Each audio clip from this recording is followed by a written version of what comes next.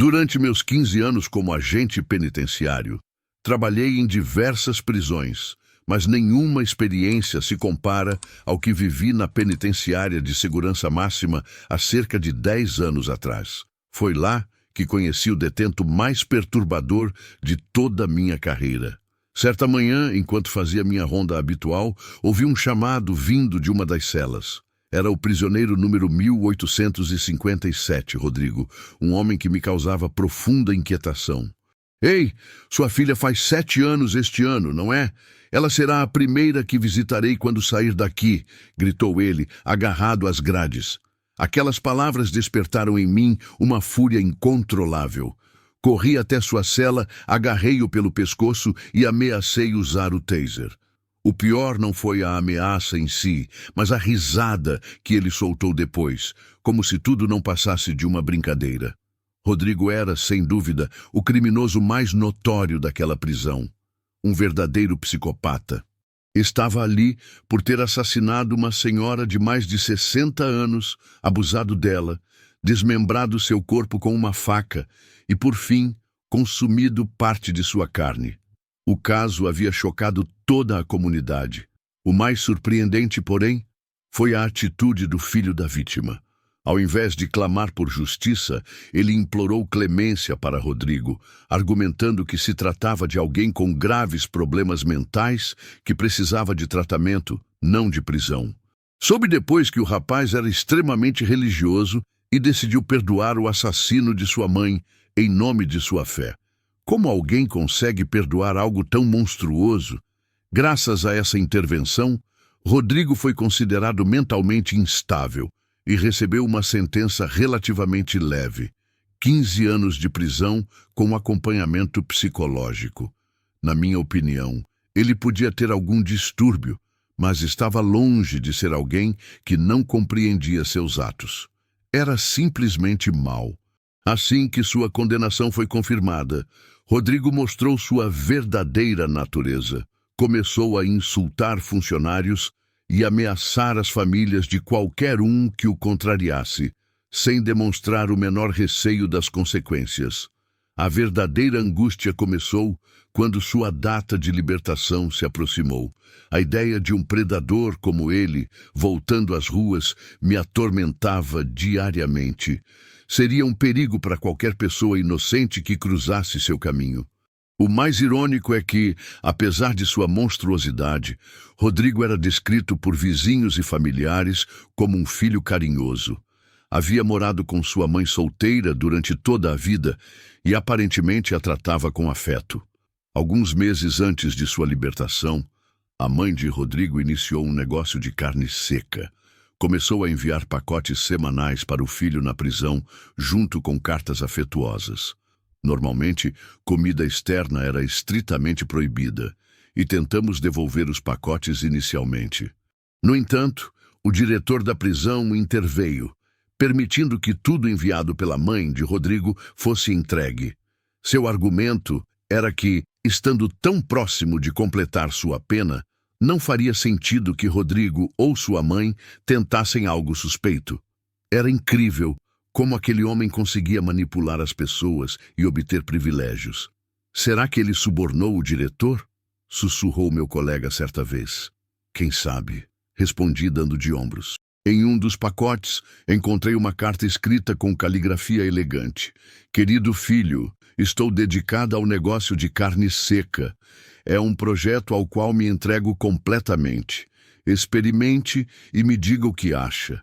Sua futura sócia comercial, mamãe. A mulher realmente levava o negócio a sério, enviando diferentes receitas cada semana, sabores defumados, apimentados e muitos outros. Com esse fluxo constante de petiscos, Rodrigo não apenas desfrutava de uma alimentação privilegiada, mas também usava a carne como moeda de troca com outros detentos. Prisioneiros que dependiam exclusivamente da comida da penitenciária faziam favores para ele, limpavam sua cela ou coletavam informações sobre outros detentos em troca de um pedaço de carne seca. Rodrigo até realizava pesquisas de preferência entre eles, anotando os sabores favoritos em cartas que enviava à mãe. Comportava-se como um empresário dentro da prisão, completamente indiferente ao sofrimento que havia causado. Isso me enfurecia profundamente. Se alguém tivesse feito com minha mãe algo tão horrível quanto o que ele fez àquela pobre senhora, jamais conseguiria perdoar. Mais que isso, faria tudo ao meu alcance para garantir que tal monstro nunca mais voltasse a circular livremente. O que se passava na cabeça daquele filho que perdoou um crime tão brutal? Por causa dessa decisão, um predador seria solto em breve, livre para causar mais dor, talvez até à minha própria família. A data de libertação de Rodrigo se aproximava rapidamente. Faltava apenas uma semana quando descobri que sua mãe já havia inaugurado a loja, curiosamente chamada A Carne Seca da Mamãe, como uma homenagem ao filho. Minha ansiedade crescia a cada dia. Decidi tirar um dia de folga, sem avisar minha esposa e filha.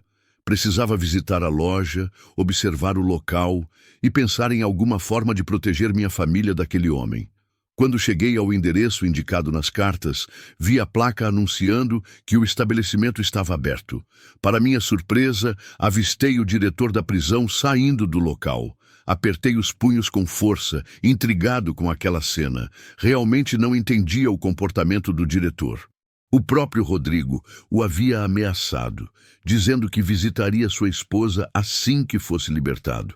Como podia agora estar tranquilamente frequentando a loja e permitindo que os produtos fossem comercializados até mesmo dentro da prisão? Esperei em meu carro até que o diretor partisse e então entrei na loja. Fui recebido por um homem de aparência comum e inofensiva. "Bem-vindo. Primeira vez aqui?" perguntou ele cordialmente. "Sim. Esta não é a loja da mãe de Rodrigo Benson?" questionei, tentando disfarçar meu nervosismo.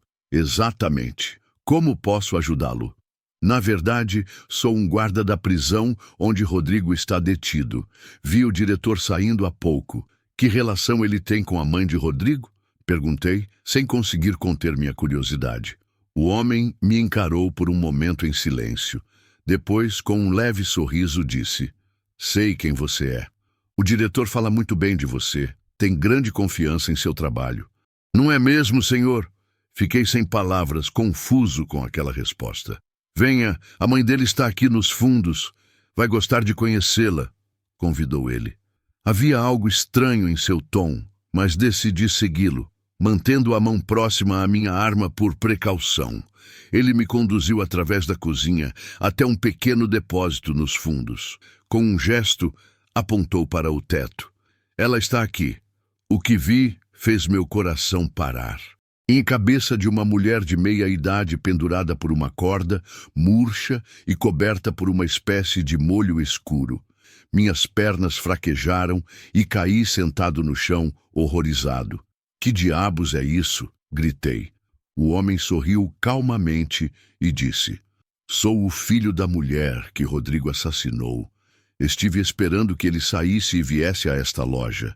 Tenho enviado o resto do corpo em partes, e agora só resta a cabeça. Pretendia mostrá-la quando ele chegasse, mas mudei de ideia. Vou prepará-la seguindo a última receita que ele mesmo sugeriu e enviá-la à prisão como presente de despedida." Saí correndo dali em estado de choque, incapaz de processar o que havia presenciado. Não contei a ninguém o que vi. Naquela noite não consegui dormir e tive febre alta. Minha esposa perguntou o que estava acontecendo, mas não pude revelar a verdade. Fiquei com medo de me ser envolvido em algo. Uma semana depois, no dia da libertação de Rodrigo, chegou um último pacote de carne seca, supostamente enviado por sua mãe. Meu estômago se revirou quando o diretor decidiu entregá-lo pessoalmente. Notei um sorriso estranho no canto de seus lábios enquanto observava Rodrigo receber animadamente aquela última remessa. Rodrigo foi oficialmente libertado naquele dia. Segundo os registros, dirigiu-se à casa de sua mãe, mas depois disso desapareceu sem deixar rastros. Pessoalmente, não tenho dúvidas sobre o que aconteceu, mas nunca fiz perguntas nem comentei o assunto com ninguém, nem mesmo com o diretor. Sendo sincero, se ocorreu o que imagino, não posso evitar sentir certo alívio ao pensar que ele recebeu o mesmo tratamento que deu à sua vítima, embora lamente pela senhora que perdeu a vida. E, de certa forma, me tranquiliza saber que o mundo se livrou de um monstro como aquele.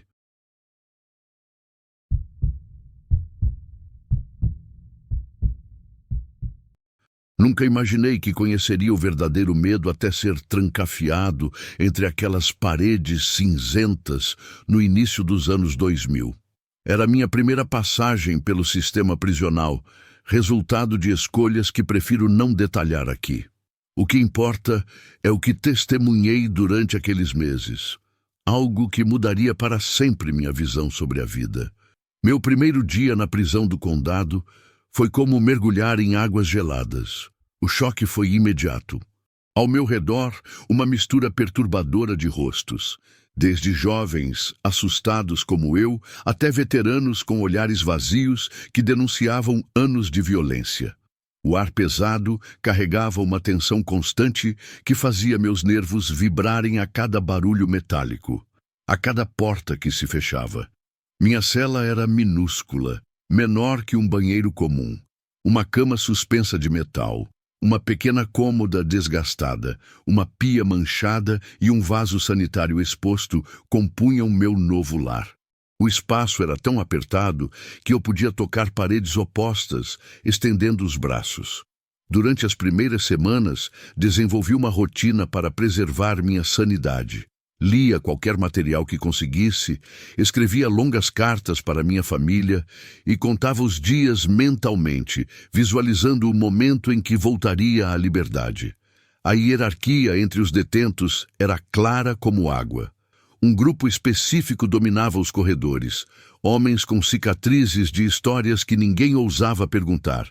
Eles escolhiam suas vítimas com precisão cirúrgica, sempre mirando nos mais fracos.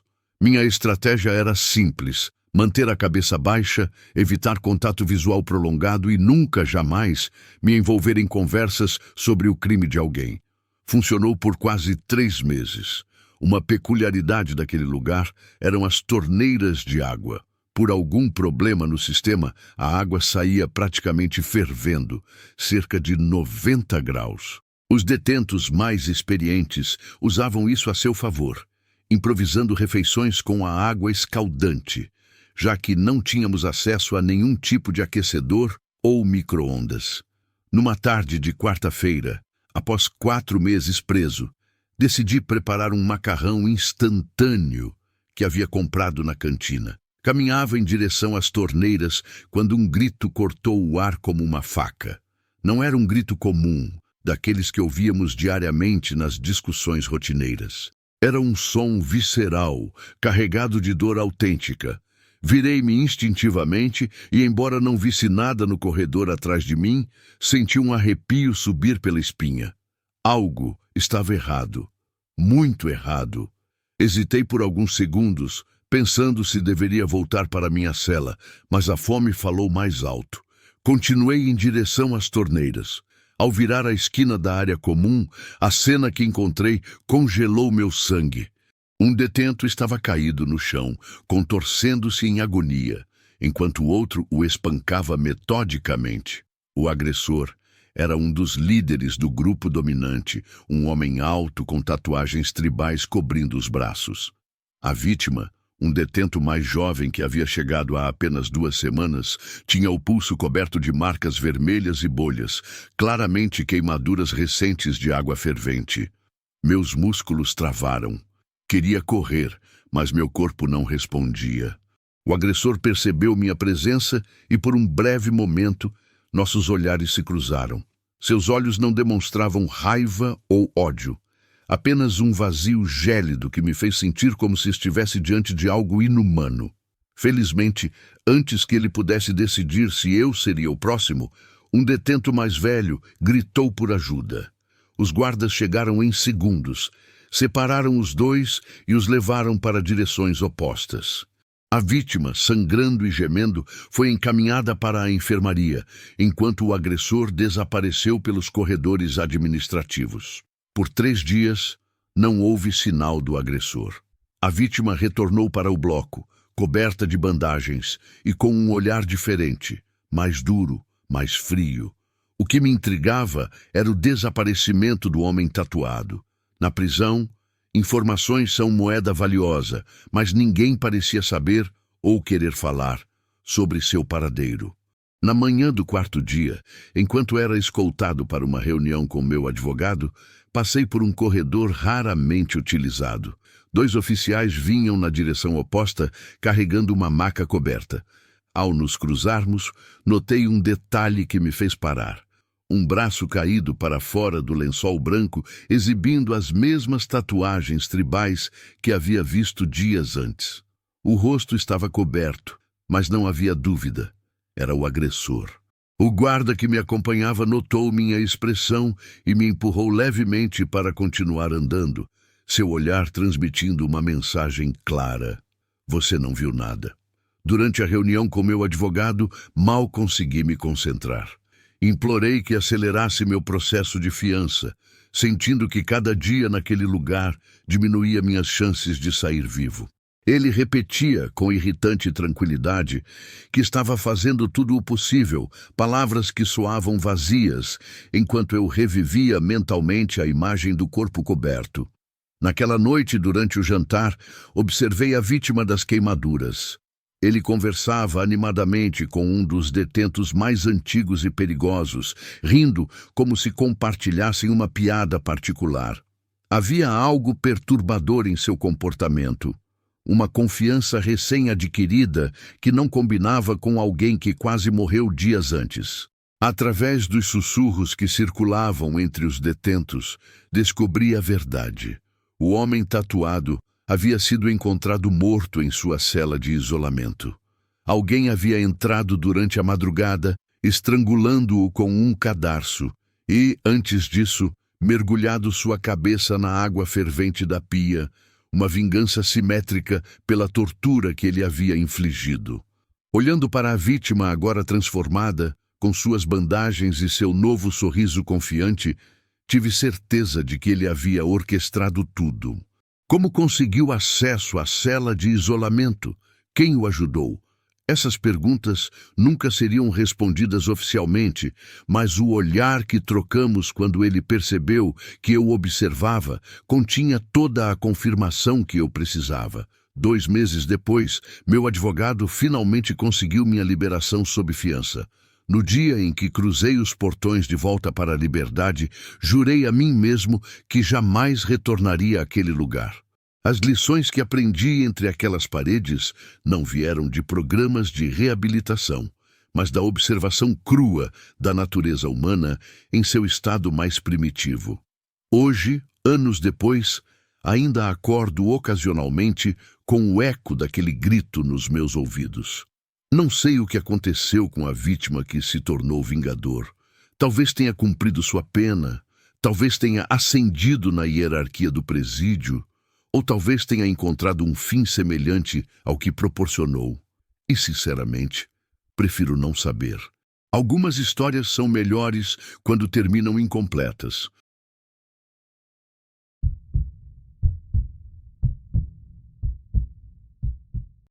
O silêncio da floresta foi quebrado pelo som de galhos estalando. Congelei. Meu coração disparou enquanto observava pela janela empoeirada da cabana. Foi ali, sob o brilho prateado da lua, que vi o homem de macacão laranja. Suas mãos seguravam uma barra de metal manchada de vermelho. Essa foi a noite que mudou minha vida para sempre. Eu tinha apenas 14 anos quando aconteceu. Como filha única, cresci cercada pelo amor e proteção excessiva dos meus pais. Nossa vida na cidade era confortável. Meu pai trabalhava como gerente de um banco local, o que nos proporcionava certos privilégios que muitos na nossa comunidade não tinham. Além da casa na cidade, possuíamos um terreno com uma casa de campo na borda de uma extensa floresta. Era nosso refúgio durante as férias, um lugar para escapar do barulho e da agitação urbana.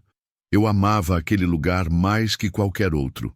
A floresta, em particular, era meu playground pessoal desde pequena.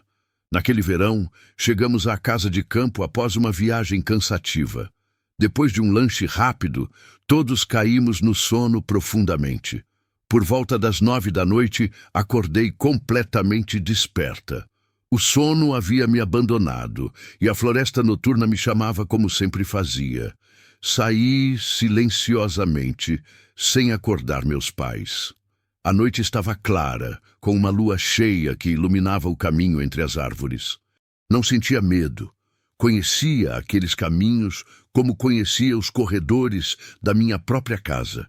Enquanto caminhava, lembrei da pequena cabana que meu pai e eu havíamos construído alguns anos antes, escondida entre as árvores mais densas.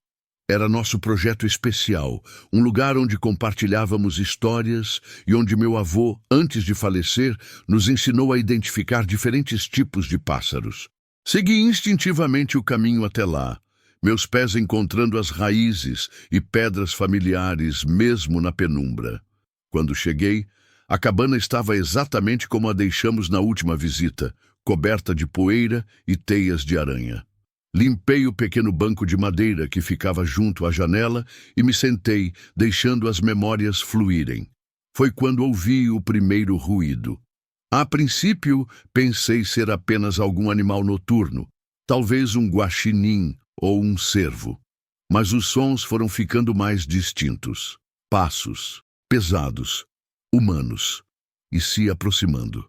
Um cheiro de fumaça pairava no ar, misturado com algo metálico que não consegui identificar. Levantei-me lentamente, tentando não fazer barulho, e me aproximei da janela. Foi então que o vi. Um homem alto, de pele escura, vestindo um macacão laranja desbotado e rasgado em vários lugares. Sua respiração era pesada e irregular. Na mão direita, segurava uma barra de metal com manchas que, sob a luz da lua, só podiam ser de sangue. Seu rosto estava contorcido numa expressão de fúria contida. Subitamente, ele começou a golpear as árvores próximas com a barra, gritando obscenidades e repetindo um nome várias vezes. Bruno, seu traidor de merda! Recuei instintivamente, cobrindo minha boca para sufocar o grito que ameaçava escapar. Minha mente processou rapidamente o que estava vendo. O macacão laranja, o comportamento errático, a raiva descontrolada. Este homem era perigoso e estava vindo em direção à cabana. Pressionei meu corpo contra a parede mais distante da porta, tentando me fundir com as sombras. Meus músculos tremiam incontrolavelmente enquanto eu tentava controlar minha respiração. O homem se aproximou da cabana, seus passos agora audíveis nas tábuas da pequena varanda. Tinha duas opções: permanecer escondida e rezar para não ser descoberta ou tentar fugir. A porta dos fundos estava a apenas alguns passos, mas qualquer movimento poderia me denunciar. O homem agora rodeava a cabana testando as janelas. Preciso de um lugar para descansar, murmurou ele para si mesmo. Só algumas horas. Quando ele se moveu para o outro lado da cabana, tomei minha decisão. Era agora ou nunca. Agachada, me movi silenciosamente até a porta dos fundos. Com dedos trêmulos, girei a maçaneta lentamente, rezando para que as dobradiças não rangessem. A porta se abriu sem ruído. Olhei rapidamente para trás, o homem ainda estava na parte frontal da cabana. Saí e imediatamente me abaixei entre os arbustos. A adrenalina corria por minhas veias enquanto eu me afastava, mantendo-me abaixada e usando as árvores como cobertura. Quando estava a uma distância segura, comecei a correr. Galhos arranhavam meu rosto e braços, mas eu mal sentia. Cada sombra parecia ser uma ameaça, cada ruído um perseguidor. Meus pulmões queimavam, mas não ousei parar. Finalmente, a casa de campo surgiu à minha frente. Entrei tropeçando e tranquei a porta, deslizando até o chão, com as costas apoiadas nela. Meu corpo inteiro tremia, e só então percebi que estava chorando silenciosamente. Passei o resto da noite acordada, observando as sombras e ouvindo cada ruído. Não contei aos meus pais, parcialmente por medo de ser repreendida por sair sozinha à noite, mas principalmente porque uma parte de mim queria acreditar que tudo não passara de um pesadelo. Na manhã seguinte, meus pais notaram meu cansaço, mas atribuíram à viagem do dia anterior. Durante o café da manhã, mantive meu segredo enquanto eles discutiam planos para o dia. Após o café, liguei a televisão para me distrair. Foi quando o noticiário local interrompeu a programação com um alerta urgente. 2 prisioneiros de alta periculosidade haviam escapado da penitenciária estadual a menos de 30 quilômetros dali.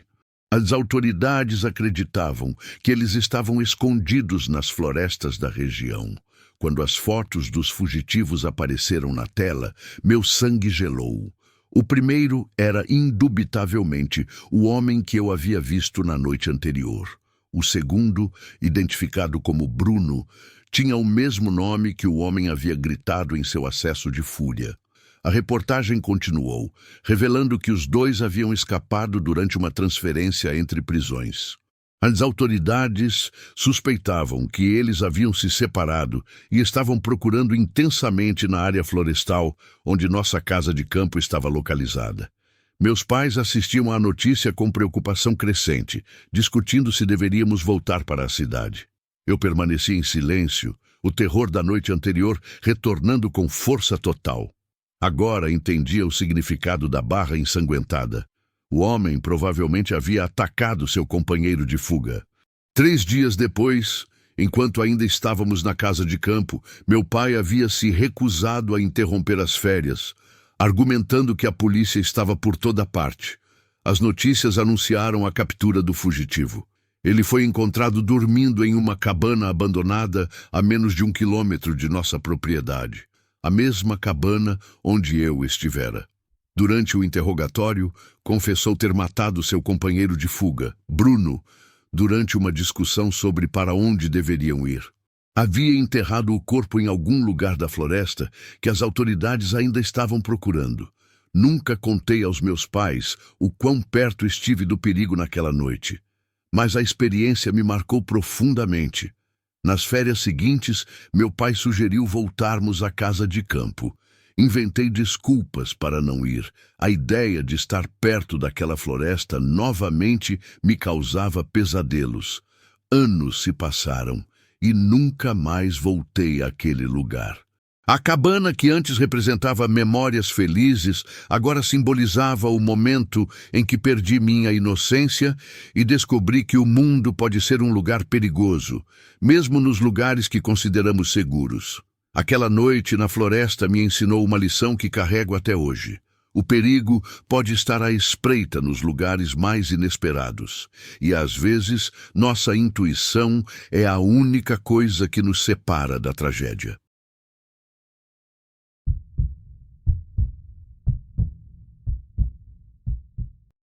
Tenho uma história para contar que ainda me causa arrepios. Aconteceu quando eu tinha 15 anos, época em que vivia em uma pequena cidade no Canadá. Era um lugar que claramente tinha conhecido dias melhores. A maioria dos edifícios estava abandonada e em ruínas. Com poucas opções de entretenimento, meus amigos e eu começamos a explorar esses lugares esquecidos. Nossas primeiras explorações foram tranquilas. Ocasionalmente encontrávamos sinais de que outras pessoas haviam estado ali. Um pentagrama rabiscado no chão ou manchas suspeitas, mas nada realmente assustador. Éramos apenas adolescentes buscando aventura em uma cidade pacata. Tudo mudou em uma noite de outono. Decidimos revisitar um antigo centro infantil que fazia parte de um hospital psiquiátrico desativado. A combinação parecia estranha, mas não o suficiente para nos intimidar. O clima naquela noite parecia conspirar contra nós. Névoa baixa, escuridão quase total e uma chuva fina que não parava. A porta principal estava trancada com um cadeado enferrujado. Entre risadas nervosas, nos ajudamos a pular a grade, fazendo mais barulho do que gostaríamos. Com nossas lanternas iluminando o caminho, seguimos para a área de recreação. Mas mesmo com as luzes, mal conseguíamos enxergar alguns metros à frente. O edifício em ruínas nos recebeu com sons inquietantes, vidros quebrados e terra desmoronando sob nossos pés. A cada passo, o ambiente ficava mais opressivo. Brinquedos antigos estavam espalhados pelo chão, bonecas desbotadas, blocos quebrados e pedaços de madeira. O que começou como uma aventura divertida rapidamente se transformou em algo mais sombrio. Logo estávamos em silêncio absoluto, quebrado apenas pelo ranger de nossos passos. Enquanto examinava uma caixa empoeirada de giz de cera, um estrondo metálico ecoou pelo corredor. Nos entreolhamos, paralisados. Lucas, o mais corajoso do grupo, sugeriu que investigássemos. Relutei, sentindo que deveríamos dar meia volta, mas acabei cedendo à pressão do grupo. Ninguém queria parecer covarde. Seguimos o som até uma porta de metal severamente corroída. Precisamos de força considerável para abri-la, e quando conseguimos, fomos recebidos por um cheiro repugnante que ficava mais intenso a cada passo. O corredor estreito tinha portas fechadas em ambos os lados, aumentando minha sensação de claustrofobia. Lucas, que ia à frente, iluminou uma sala e recuou bruscamente. "O que foi?" Perguntei, sentindo meu coração acelerar. "Achei ter visto alguém ali dentro", respondeu com a voz trêmula. "Deve ser só minha imaginação." Continuamos avançando, mas logo outro amigo nos fez parar. No silêncio absoluto, ouvimos passos distantes. Meu coração disparou, enquanto Lucas, inexplicavelmente, continuava caminhando em direção ao som. Alguns de nós queriam recuar, mas ninguém queria ficar para trás. Entramos em uma sala à direita e o cheiro de decomposição nos atingiu violentamente. Nossa luz revelou um cervo morto no chão, com suas entranhas expostas. Um dos meus amigos começou a vomitar imediatamente. Foi nesse momento de confusão que ouvi sussurros vindos de um canto escuro. Lucas apontou sua lanterna naquela direção e todos congelamos. Ali estava um homem de cabelos longos e emaranhados, curvado, vestindo uma camisa verde rasgada coberta de manchas escuras. Seus pés descalços estavam feridos e ele movia a cabeça em espasmos estranhos. Por 30 segundos que pareceram uma eternidade, ficamos imóveis, incapazes de reagir. "Vieram para a festa?" perguntou ele com uma voz rouca. Aquela simples pergunta quebrou nosso transe. Como se um interruptor tivesse sido acionado, saímos em disparada, gritando e tropeçando pelo corredor, desesperados para voltar à entrada. Chegamos à porta enferrujada e 3 de nós precisamos empurrá-la para fechá-la. Antes que conseguíssemos, vi a silhueta do homem parado no fim do corredor, seus dentes brilhando na escuridão. Caímos no chão do outro lado da porta, ofegantes. Nossos olhares se cruzaram, confirmando silenciosamente que todos havíamos testemunhado o mesmo horror. Logo ouvimos batidas rítmicas na porta, como se alguém estivesse testando sua resistência. Não precisamos de palavras para decidir nosso próximo passo. Levantamos e corremos pela sala de recreação. Pulamos pela mesma entrada que usamos para entrar e continuamos correndo sem olhar para trás. A sensação de estar sendo perseguido era esmagadora. Só quando alcançamos o caminho principal, já distantes do prédio, paramos para recuperar o fôlego. Rimos nervosamente, mas todos sabíamos que tínhamos escapado por pouco de algo terrível. 6 meses depois, o jornal local noticiou que a polícia havia encontrado um homem vivendo nas ruínas do antigo hospital psiquiátrico. Segundo a reportagem, tratava-se de um paciente que havia escapado de uma instituição de segurança máxima há 4 anos e que tinha sido dado como morto após buscas infrutíferas. O homem sofria de um transtorno mental severo e tinha histórico de comportamento violento, incluindo casos de canibalismo, razão pela qual havia sido internado 3 décadas antes. Aparentemente, ele havia retornado ao local onde passou grande parte de sua vida antes da desativação do hospital, cerca de 15 anos atrás. Investigações posteriores revelaram que ele havia sobrevivido caçando animais da floresta E segundo rumores entre os policiais que conversaram com meu pai, também havia atacado caminhantes desavisados que se aventuravam perto das ruínas. As autoridades encontraram restos humanos no local, mas nunca confirmaram oficialmente essa informação ao público. Quando soube disso, compreendi o quanto tínhamos sido afortunados naquela noite. Se tivéssemos chegado um pouco mais cedo ou ficado um pouco mais, poderíamos ter tido um destino muito diferente. Hoje, sempre que passo perto daquele lugar, mesmo estando completamente demolido, sinto um arrepio percorrer minha espinha, um lembrete silencioso de que, às vezes, a curiosidade pode nos levar a lugares de onde talvez não consigamos voltar.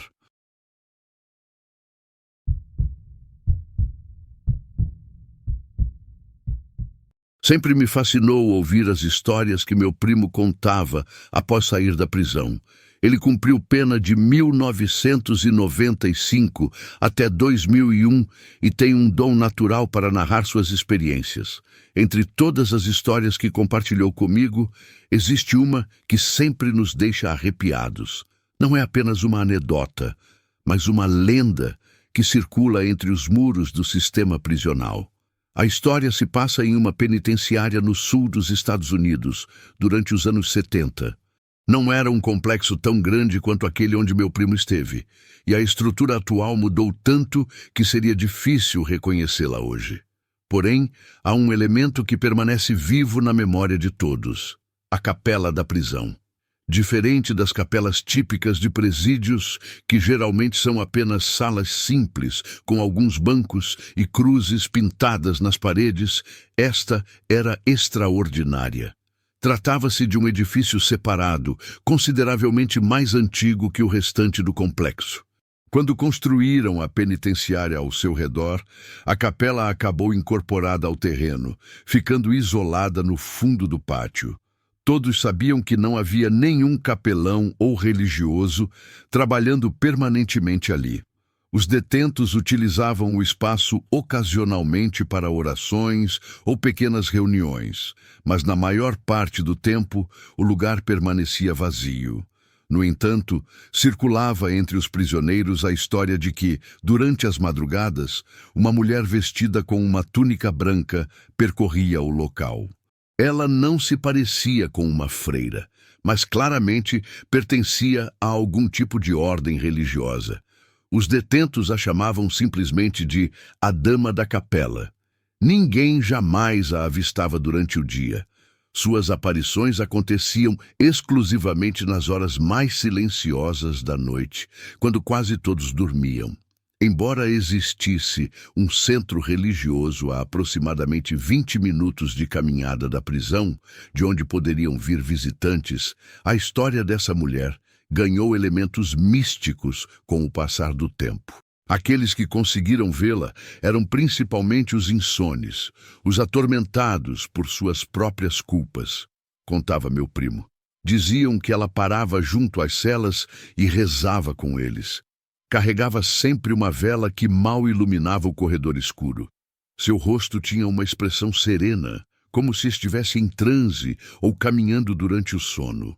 Uma noite, um detento chamado Marcos estava inquieto, andando de um lado para outro em sua cela sem conseguir dormir.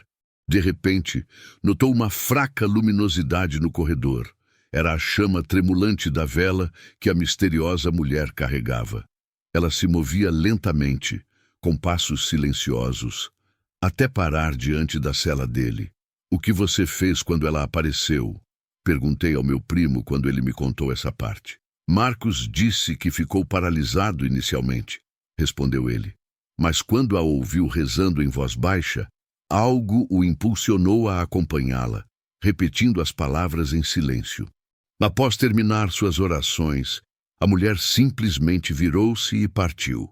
Marcos observou sua mão que segurava a vela. Estava coberta por camadas de cera derretida, como se aquela mesma vela estivesse acesa por semanas ininterruptas. Apesar de sofrer de insônia crônica, Marcos nunca mais a viu depois daquele encontro. O assunto ficou esquecido até que, semanas depois, ele foi designado para a limpeza da capela. Durante vários dias, dedicou-se a restaurar e pintar os velhos bancos de madeira. Foi numa tarde, enquanto trabalhava sozinho, que Marcos teve uma descoberta perturbadora. No fundo da capela, entre as sombras projetadas pelos móveis antigos, vislumbrou a silhueta imóvel da mulher de túnica. Seu grito ecoou pelo espaço vazio, mas ninguém respondeu. Quando reuniu coragem para retornar, agora com uma lanterna, Marcos explorou o pequeno depósito anexo à capela. Ali, encontrou algo que explicaria o mistério. Uma estátua de gesso em tamanho real, representando uma mulher segurando uma vela. A estátua parecia ser parte da decoração original da capela, provavelmente representando alguma santa ou figura religiosa. O que deixou Marcos perturbado foi perceber que aquela figura de gesso era idêntica à mulher que visitava os prisioneiros durante a noite. Mais impressionante ainda, quando examinou a mão da estátua que segurava a vela, notou que as marcas de cera derretida coincidiam exatamente com o que tinha visto naquela noite de insônia. Os guardas sabiam dessa história? Perguntei ao meu primo. A administração da prisão sempre tratou esses relatos como superstição de prisioneiros, explicou ele. Diziam que era apenas o resultado do estresse do confinamento ou alucinações causadas pela privação de sono. Marcos, no entanto, queria provar sua teoria. Sem pensar duas vezes, fez algo inusitado. Bateu nos nós dos dedos na estátua como se verificasse se havia alguém vivo ali dentro. Em seguida, teve uma ideia ainda mais ousada. Amarrou um pequeno sino no pescoço da estátua e voltou para sua cela. Passaram-se várias noites até que o primeiro incidente ocorreu. Diversos prisioneiros foram acordados pelo suave tilintar de um sino ecoando pelos corredores escuros. Alguns relataram ter visto uma sombra movendo-se lentamente, mas agora sem a vela. Era claramente a mesma figura, mas cada vez que se movia, o sino denunciava sua presença. Quando parava, o silêncio retornava, apenas para ser quebrado por sussurros de orações. Como uma estátua poderia se mover pela prisão? Questionei intrigado. Essa é a parte mais misteriosa, respondeu meu primo.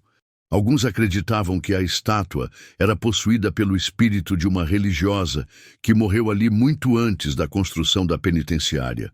Outros pensavam que algum prisioneiro movia a estátua durante a noite para assustar os demais. No dia seguinte ao incidente do sino, Marcos voltou apressadamente ao depósito e removeu o pequeno objeto. Nos dias que se seguiram, os encontros com a mulher de túnica pareceram cessar completamente. Embora alguns prisioneiros ainda relatassem ouvir passos leves durante a madrugada, as aparições tornaram-se cada vez mais raras. Durante anos, a lenda da Dama da Capela persistiu nos corredores da prisão. Com o tempo, a estátua acabou se deteriorando. Foi quebrada durante uma reforma e seus pedaços foram descartados. Apenas o rosto foi preservado, permanecendo guardado na capela como uma relíquia silenciosa. A história foi passando de geração em geração entre funcionários e detentos, até chegar aos ouvidos do meu primo. A explicação final que circulava era que, nas noites mais escuras, era possível ver um rosto pálido e imóvel, observando as celas através das pequenas janelas da capela.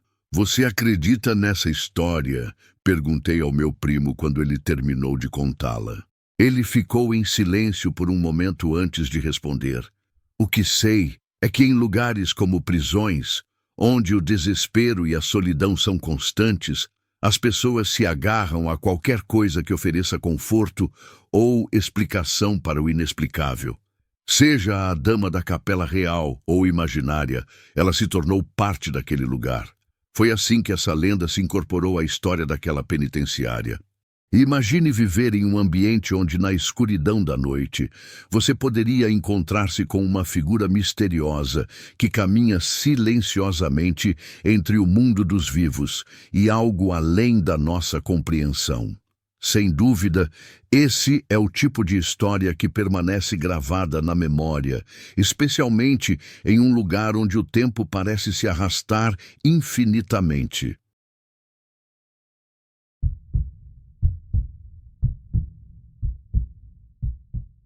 A adolescência pode ser um período turbulento para muitos, mas para mim foi uma verdadeira tempestade.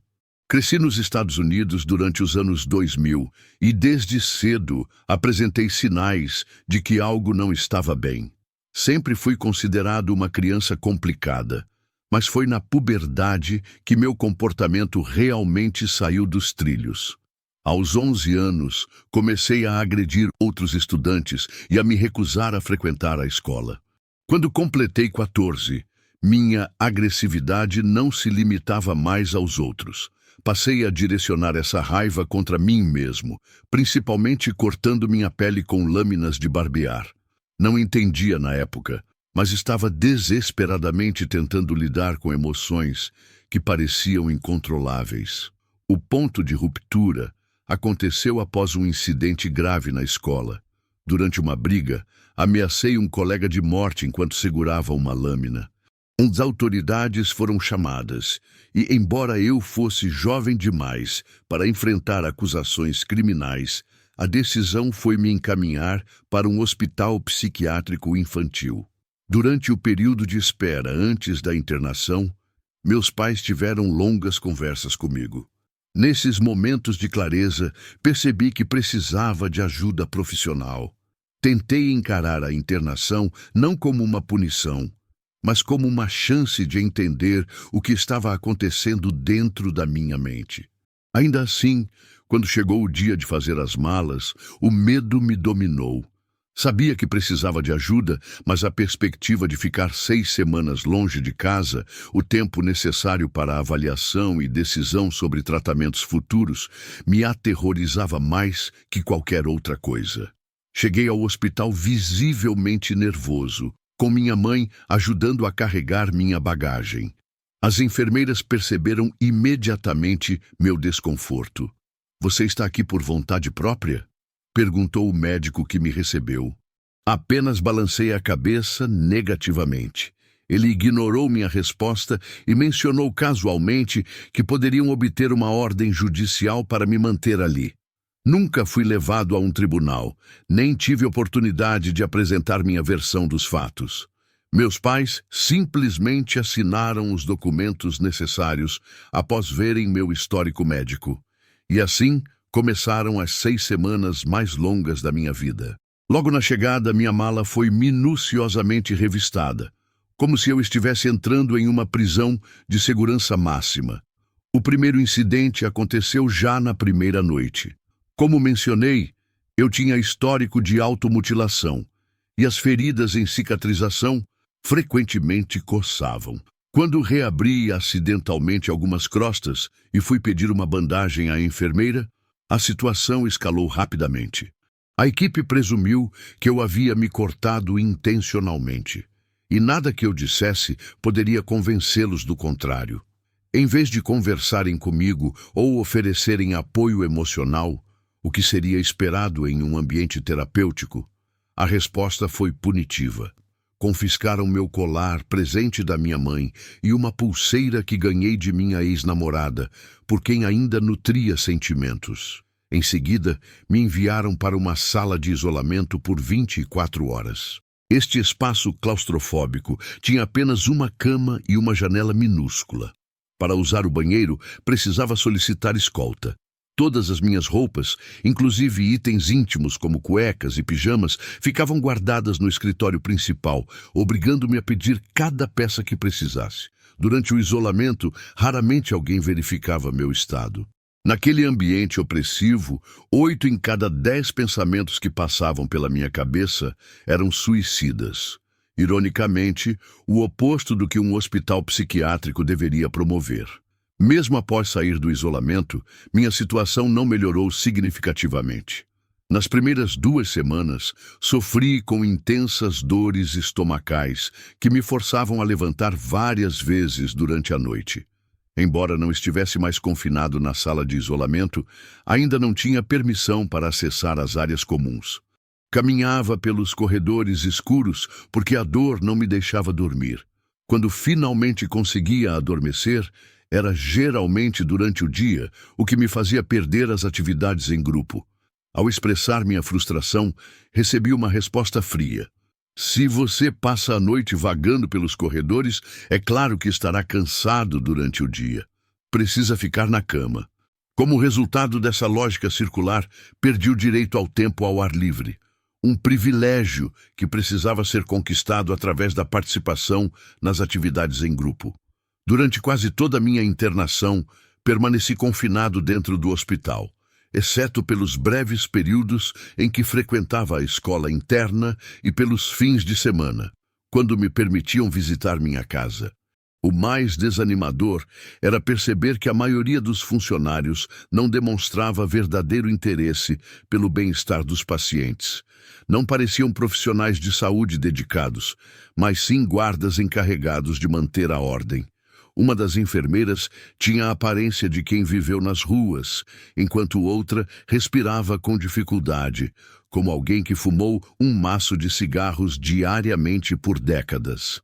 Na verdade, praticamente todos os funcionários eram fumantes inveterados.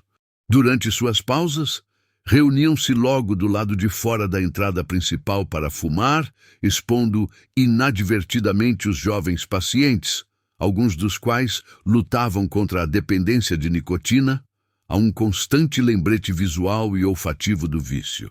Em 6 semanas de internação, encontrei um psiquiatra apenas 2 vezes, uma para a avaliação inicial e outra para realizar um teste de QI. Quem já enfrentou problemas de saúde mental provavelmente conhece os conselhos superficiais que frequentemente recebemos. Supere isso ou você precisa se recuperar. Um exemplo perturbador da falta de empatia ocorreu quando uma paciente com aracnofobia severa saiu de seu quarto gritando depois que uma aranha caiu em seu rosto. Em vez de oferecer apoio, um dos funcionários a repreendeu, dizendo que parasse de ser covarde, que era apenas uma aranha. Entregaram-lhe uma vassoura para que resolvesse o problema sozinha, mas ela estava paralisada pelo medo. Minha colega de quarto e eu, também amedrontadas, acabamos ajudando-a porque ela estava em pleno ataque de pânico, hiperventilando tão intensamente que tememos por sua vida. O episódio mais absurdo, porém, aconteceu no penúltimo dia da minha internação. Alguém informou aos funcionários que eu havia escondido uma lâmina de barbear. Fui retirado do café da manhã e submetido a uma revista completa, ficando completamente nu enquanto vasculhavam meu corpo. Quando não encontraram nada, revistaram meu quarto minuciosamente. A única evidência foi uma lâmina ainda embalada encontrada no corredor, que poderia pertencer a qualquer pessoa. Sem provas concretas, presumiram minha culpa e me condenaram a passar minhas últimas 24 horas na instituição, novamente em isolamento. A vigilância era tão precária que alguém conseguiu deslizar uma lâmina por baixo da porta, como se fosse um convite silencioso para desabafar minha frustração da pior maneira possível. Minha mãe, ao saber sobre os episódios de isolamento, quis me retirar imediatamente do hospital. Porém, devido à guarda compartilhada, precisava da concordância do meu pai. Ele, que não falava comigo há 4 anos, inexplicavelmente insistiu que eu completasse o programa, recusando-se a autorizar minha saída. Ao final da internação, recebi um diagnóstico de neurose narcisista, um rótulo surpreendente para um adolescente de 14 anos, especialmente considerando o contato mínimo que tive com profissionais qualificados. Este diagnóstico foi comunicado a mim e aos meus pais pelo médico-chefe da instituição, que nunca me examinou pessoalmente durante toda a minha estadia. Ofereceram-me a opção de estender a internação para iniciar uma terapia comportamental, proposta que recusei instantaneamente. Nos anos seguintes, consultei diversos terapeutas e psiquiatras que, ao revisarem meu caso, frequentemente reagiam com incredulidade ao diagnóstico inicial. Atualmente, trabalho com um psiquiatra que identificou sinais de transtorno bipolar, transtorno de pânico e possível transtorno de personalidade borderline, condições que explicam muito melhor os comportamentos que apresentei na adolescência. Esta experiência me ensinou uma lição valiosa. Pesquise cuidadosamente antes de concordar com uma internação psiquiátrica. Verifique a reputação da instituição, os métodos de tratamento e as qualificações da equipe. A saúde mental é um assunto sério demais para ser confiado a profissionais despreparados ou instituições que priorizam o controle em detrimento da cura. Espero sinceramente nunca mais encontrar aqueles funcionários, enfermeiras ou médicos que transformaram o que deveria ser uma jornada de recuperação em uma experiência traumática adicional.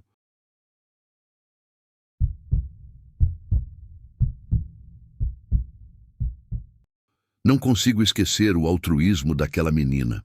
Trabalhando na área médica de um centro de atendimento da polícia, percebi como a tecnologia transformou nossa capacidade de localizar pessoas. Hoje, com smartphones avançados, encontrar alguém é muito mais simples. No Reino Unido, existe um sistema que usa apenas 3 palavras para guiar equipes de emergência até o local exato onde você está. Algo realmente valioso em situações críticas. Há rumores de que vários estados planejam implementar tecnologia semelhante em breve. Em 2005, porém, quando só existiam celulares flip, localizar uma pessoa ferida era um verdadeiro desafio. Atualmente, é possível obter sua localização com precisão de alguns metros, mas naquela época trabalhávamos com áreas enormes, às vezes um município inteiro, sem nada parecido com os recursos que temos agora. Foi nesse contexto que recebi a pior ligação da minha carreira na polícia. Atendi uma chamada de um celular flip e ouvi uma garotinha, mais nova que eu, dizendo com voz trêmula que sua mãe tinha caído e não acordava. Conforme fiz mais perguntas, entendi que a mãe havia desmaiado numa escada de madeira. Pelo que a menina descrevia, parecia não haver sinais vitais, embora eu soubesse que ela provavelmente não saberia identificá-los corretamente. O mais alarmante era que a pequena não conseguia nos informar seu endereço.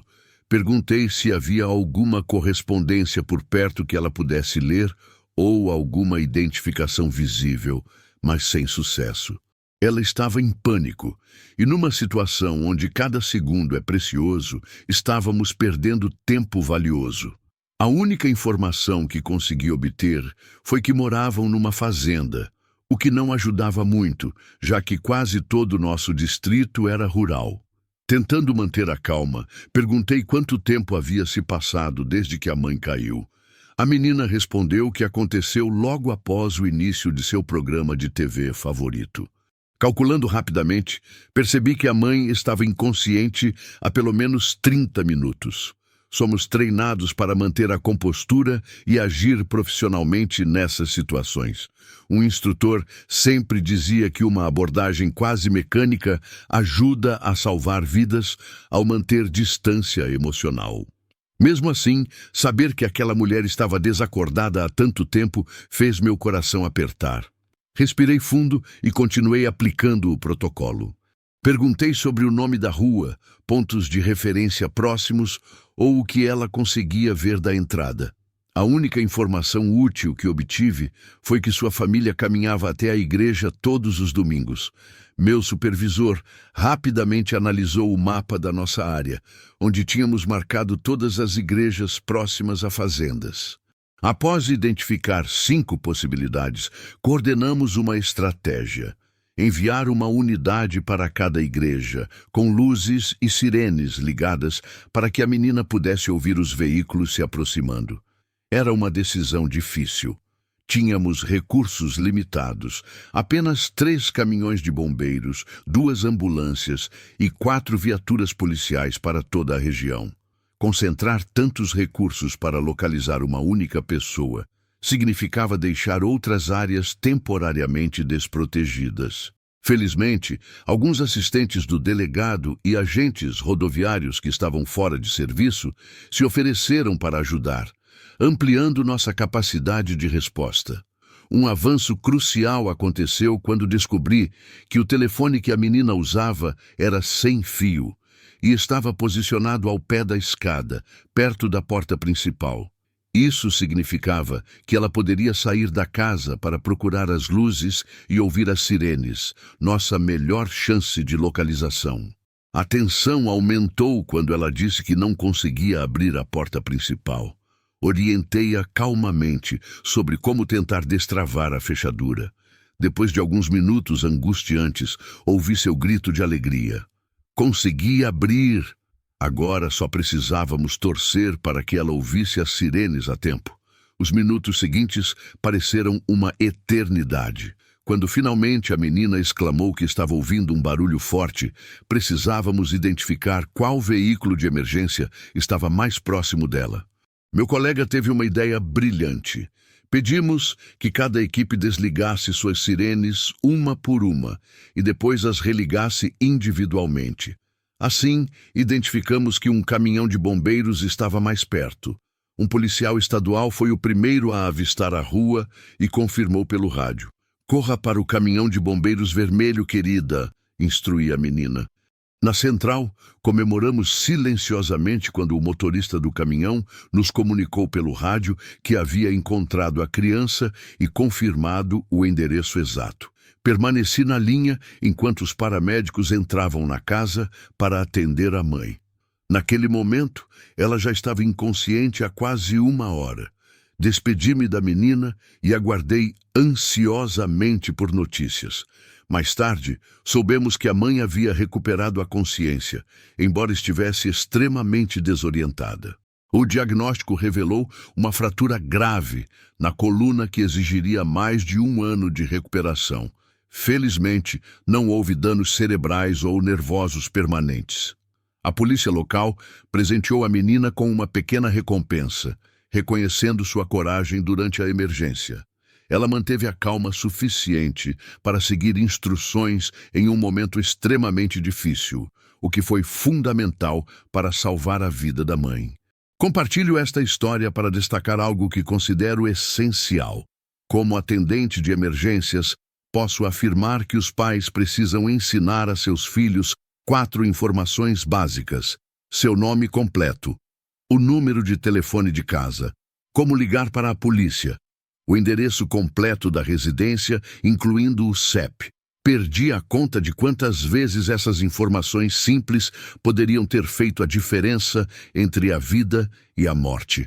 Não se trata apenas de facilitar o trabalho dos atendentes, é sobre aumentar drasticamente as chances de sobrevivência em emergências. Encontrem maneiras criativas de ensinar essas informações aos seus filhos. Transformem em uma brincadeira, criem uma música, usem cartões coloridos, qualquer método que funcione. Essas lições simples podem um dia salvar a vida de alguém que vocês amam.